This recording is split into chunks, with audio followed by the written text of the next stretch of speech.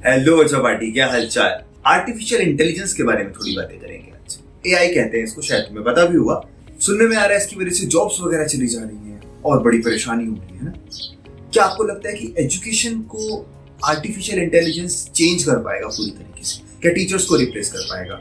क्या एक सॉफ्टवेयर आपको पढ़ा रहा होगा? लगता है ऐसा? जी नहीं, अभी तो नहीं। मुश्किल है, बहुत ज्यादा मुश्किल है। बल्कि आर्टिफिशियल इंटेलिजेंस बहुत ही पॉजिटिव तरीके से टीचर्स की टीचिंग को इम्प्रूव कर रहा है और स्टूडेंट्स के पढ़ने के तरीके को बदल रहा है। आज की वीडियो में हम पॉइंट बाय पॉइंट ये चीजें डिस्कस करेंगे कि कैसे एआई आर्टिफिशियल इंटेलिजेंस एजुकेशन को बदल रहा है। तो चलिए शुरू करते हैं।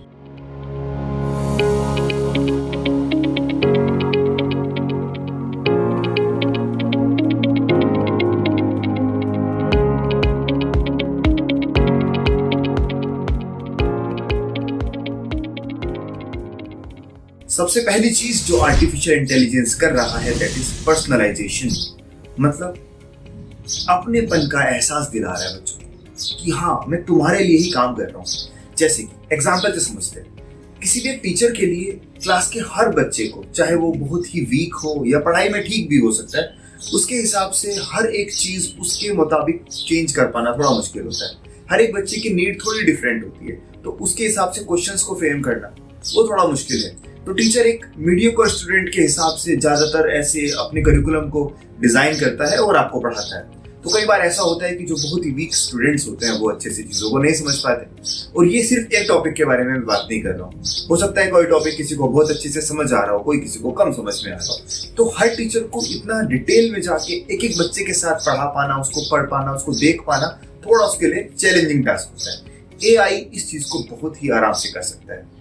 अगर टीचर जो टेस्ट लेते हैं, जो स्टूडेंट्स जो क्वेश्चन प्रैक्टिस करते हैं, वो किसी एआई प्लेटफॉर्म के ऊपर जाके करें, तो किसी चैप्टर का पूरा टेस्ट देने के बाद एआई आपको ये बता देता है कि इस पूरे चैप्टर में कौन से टॉपिक में आपको प्रॉब्लम आ रही है, तो किस टाइप के क्वेश्चंस आपको और ज्यादा करने चाहिए, या कौन सा टॉपिक आपको फिर से पढ़ना चाहिए। और इतना ही नहीं, वो ये भी बताता है कि आपको कौन कौन से सवाल प्रैक्टिस करनी चाहिए। वो आपको अलग से क्वेश्चंस भी फ्रेम करके दे सकता है। तो आर्टिफिशियल इंटेलिजेंस उन बच्चों के साथ बहुत अच्छे से काम कर सकता है जो थोड़े शाय नेचर के हैं, जिनको टीचर से डायरेक्ट पूछने में प्रॉब्लम आती है, या फिर जो बच्चे बहुत होशियार भी हैं, उन्हें और ज्यादा अपनी एबिलिटीज को एक्सेल करना है। तो आर्टिफिशियल इंटेलिजेंस उनको और थोड़े हार्ड क्वेश्चन बता सकता है कि इस टॉपिक में थोड़ा चैलेंजिंग क्वेश्चन अगर चाहिए तो ये लो, ये इसको सॉल्व करके देखो। तो वो उसकी एबिलिटी को और ज्यादा इंप्रूव करेगा। तो अलग अलग बच्चे के हिसाब से अलग अलग टाइप के क्वेश्चंस बनाना, उसकी कमजोरियों को समझना, उसके पॉजिटिव्स को अच्छे से एनालाइज करना, ये टीचर के लिए तो बड़ा मुश्किल हो सकता है, बट किसी एआई के लिए ये मिनटों का खेल है। तो एआई हर एक स्टूडेंट्स के हिसाब से चीजों को चेंज कर सकता है। दैट इज कॉल्ड पर्सनलाइजेशन, जो कि बहुत ही अच्छा चेंज मुझे लग रहा है हमारी एजुकेशन में आ रहा है। दूसरा जो पॉइंट है वो टीचर्स के बारे में। That is all about course quality.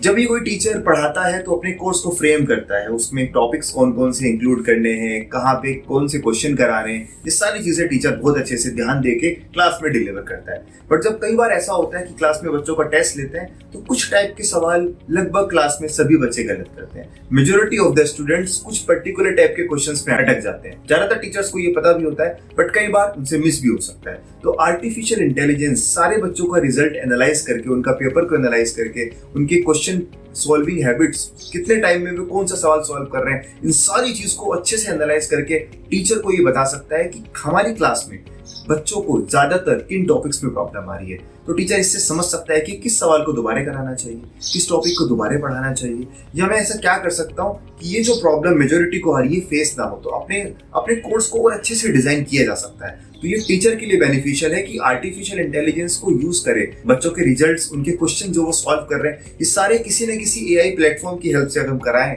तो फिर टीचर को ये पता चल सकता है कि प्रॉब्लम कहाँ आ रही है, और वो उसके हिसाब से अपने कोर्स के डिजाइनिंग में काम कर सकता है। तो कोर्स का डिजाइन प्रोसेस जो है टीचर के लिए बड़ा ही आसान और इफेक्टिव किया जा सकता है एआई की हेल्प से। थर्ड और बहुत ही बेसिक पॉइंट जो है दैट इज एडमिनिस्ट्रेटिव टास्क। ऐसी चीजें जो टीचर को टीचिंग के अलावा भी स्कूल में ज्यादातर ऐसी चीजें करनी पड़ती हैं, जैसे कि कॉपी चेक करना हो गया, या फिर बच्चों की अटेंडेंस को अच्छे से देखना हो गया, या फिर उनकी परफॉर्मेंस को जज करना हो गया। काफी सारी चीजें जो स्कूल में करनी पड़ती हैं, टीचर को काफी सारा टाइम एडमिनिस्ट्रेटिव चीजों को देखने में अपना गुजारना पड़ता है। तो आर्टिफिशियल इंटेलिजेंस इन सारे टास्क को मिनटों में कर सकता है। तो टीचर का जो टाइम बचेगा वो अपने कोर्स को अच्छे से उसमें प्लान कर सकता है, अपनी टीचिंग स्किल को इम्प्रूव कर सकता है और भी बहुत सारी चीजें जो उसकी टीचिंग से रिलेटेड है उन पे काम कर सकता है।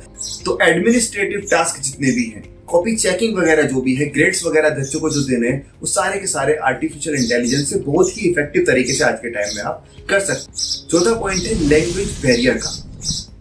कई बार ऐसा होता है कि कोई बुक है जो बहुत अच्छी है किसी सब्जेक्ट की, बट वो एक पर्टिकुलर लैंग्वेज में ही छपी है। जैसे इंग्लिश की कोई बुक है, वो इंग्लिश में बहुत अच्छी छपी है, जैसे रैशनिक एंड हेरिटेज, बहुत अच्छी बुक है, इंग्लिश में ज्यादातर मिलती है, उसको हिंदी में नहीं मिल रहा है वो। तो उस बुक को हिंदी वाले स्टूडेंट्स कैसे पढ़ सकते हैं जो रीजनल लैंग्वेज में पढ़ना चाहते हैं या फिर किसी और लैंग्वेज में वो उस बुक को पढ़ना चाहते हैं। तो पहले कोई खास ऐसा कुछ हमारे पास टूल अवेलेबल नहीं था, बट आज के टाइम में हम लोग आर्टिफिशियल इंटेलिजेंस से किसी भी बुक को एक लैंग्वेज से दूसरी लैंग्वेज में कन्वर्ट कर सकते हैं। तो इस तरीके की बहुत सारी चीजें आर्टिफिशियल इंटेलिजेंस में आ गई हैं जो लैंग्वेज बैरियर को कम करती हैं। जैसे कि कोई यूपी बोर्ड से पढ़ रहा है तो वो हिंदी मीडियम का स्टूडेंट हो सकता है, वो इंग्लिश उसको बहुत अच्छे से नहीं आती, तो अगर वो बहुत अच्छी बुक पढ़ना चाहता है जो इंग्लिश में, तो उसको हिंदी में ट्रांसलेट किया जा सकता है। और पहले ये बड़ा मुश्किल था, आज के टाइम में ये चीजें बड़ी आसान हो गई।